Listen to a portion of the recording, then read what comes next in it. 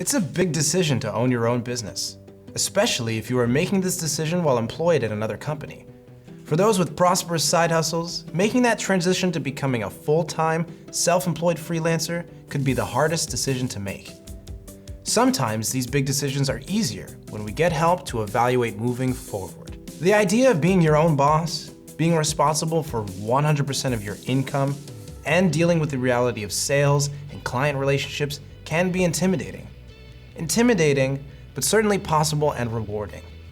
The lessons in this course explore a series of evaluations that help reveal how healthy your side hustle is and whether you're ready to make that big move. For those that have already made the move, this course is also for you.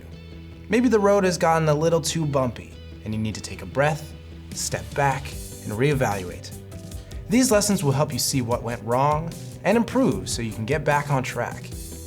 When evaluating your business for the next big step of self-employment, these lessons will focus on your role as your own boss, how much you need to make in order to make it worth it, and formulating a business plan.